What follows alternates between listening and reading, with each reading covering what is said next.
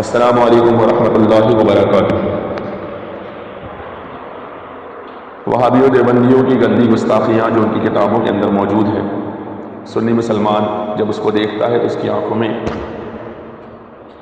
غصہ اور دشمنی اور عداوت خود بخود بد مذہبوں کے لیے پیدا ہو جاتی ہے۔ کیونکہ بہت سارے سنی مسلمان ہیں جو اپنے آپ کو سنی کہتے ہیں، لیکن وہ وہابیوں دیوبندیوں کی گستاخیوں کو نہیں جانتے، اس لیے اکثر ان کے منہ سے یہ کہتے ہوئے نظر آتے ہیں کہ ارے یار یہ سنی وہابی سب چھوڑو، یہ ساری باتیں ختم کرو، اس سے کچھ نہیں ہونے والا۔ میں ان سے بتا دوں کہ رسول اللہ صلی اللہ تعالیٰ علیہ وآلہ وسلم سے محبت اصل میں ایمان ہے، اور حضور ہی کی محبت کا صدقہ ہے کہ ہم زندہ ہیں، اور جو بھی حضور کی شان میں گستاخی کرے گا اس کو ہم برا کہیں گے۔ میں ان لوگوں سے پوچھنا چاہتا ہوں جو لوگ کہتے ہیں کہ وہابی دیوبندی مت کرو، سنی 24 مت کرو، ان سے میں ایک بات پوچھنا چاہتا ہوں، کیا نرسنگھانند کو آپ اچھا کہیں گے؟ یا اگر نرسنگھانند خبیث مردود کو کوئی اچھا کہے جس نے ابھی حضور کی شان میں گستاخی کری، تو کیا آپ اس کو اچھا کہیں گے؟ جواب آئے گا نہیں، اس نے ہمارے آقا کی شان میں گستاخی کری۔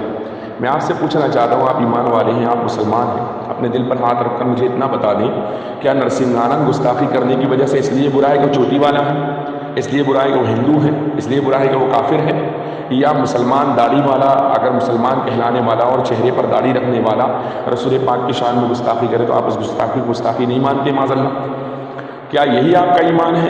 اگر آپ کہتے ہیں کہ سنی 24 مت کرو، وہاں بھی تو نماز ہوتی ہے، وہاں بھی پڑھ دیں گے، وہاں بھی تو نماز ہوتی ہے، وہاں بھی پڑھ دیں گے، تو میں آپ سے پوچھنا چاہتا ہوں بہروں کے پیچھے نماز کیوں نہیں پڑھتے آپ؟ شیعوں کے پیچھے نماز کیوں نہیں پڑھتے آپ؟ وہاں بھی تو نماز ہوتی ہے، وہ بھی تو لا الہ الا اللہ محمد رسول اللہ کہتے ہیں، لیکن آپ وہاں پر کہیں گے وہ صحابہ کے گستاخ ہیں۔ میں آپ سے پوچھنا چاہتا ہوں کب آپ نے ان کے منہ سے صحابہ کی گستاخی سنی؟ آپ کا جواب آئے گا ہم نے تو نہیں سنی۔ تو اسی طرح وہابیوں کے منہ سے بھی آپ نے نہیں سنی ہے، لیکن حقیقت یہی ہے کہ جس طرح شیعوں نے اپنی کتابوں کے اندر صحابہ کی شان میں گستاخی کی، ایسے ہی وہابیوں نے اپنی کتابوں کے اندر رسول پاک کی شان میں اور اللہ عز و جل کی شان میں گستاخی کی ہے۔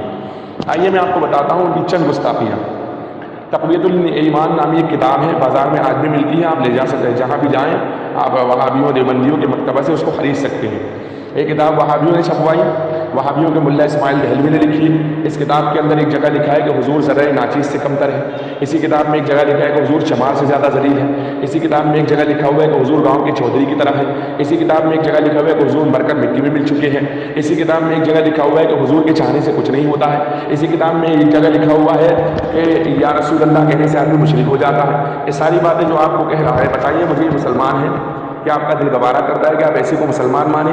اس لیے پلیز میرے بھائی، یہ کتابیں چھپ رہی ہے، ایسا نہیں کہ چھپی ہوئی کتابیں ہیں، تو آنکھیں مت بند کریے، شتر مرغ مت بنیے۔ یاد رکھیے دنیا ایک دن فنا ہونے والی ہے، ختم ہونے والی ہے۔ ابھی آپ کورونا کے حالات دیکھ رہے ہیں، رات میں آدمی اچھا ہوتا ہے، صبح مر جاتا ہے، تو یہ یاد رکھیں کہ کبھی بھی موت آ سکتی ہے، یقیناً موت آ سکتی ہے، تو اس بات کو یاد رکھیے، موت کے بعد میں پھر زندگی نہیں ہے، پھر آخرت کی زندگی ہے، اور اس زندگی میں رسول پاک سرور کائنات کو بھی منہ دکھانا ہے، اللہ پاک کی بارگاہ میں بھی جانا ہے۔ اگر حضور نے پوچھ لیا کہ تو اس کو مسلمان سمجھتا تھا، اس کے پیچھے نماز پڑھتا تھا، جو مجھے گاؤں کے چودھری کی طرح کہتا تھا، جو میں کہتا تھا کہ میں مر کر مٹی میں مل گیا، جو کہتا تھا میرے چاہنے سے کچھ نہیں ہوگا، میرے سے شفاعت مانگنے کیوں آیا؟ تو جواب کیا ہوگا؟ تو اس لیے ٹھنڈے دل سے اپنے دل پر ہاتھ رکھ کر غور کرے۔ کوئی تمہارے ماں باپ کو گالی دینا تم برداشت نہیں کر سکتے ہو، کوئی تمہارے ماں باپ کو برا کہے نا تو تم اس کے پیچھے نماز نہیں پڑھ سکتے ہو، تو رسول پاک تو ماں باپ سے افضل ہے، اس لیے ان کی اقتداء میں نماز کیسے پڑھی جا سکتی ہے؟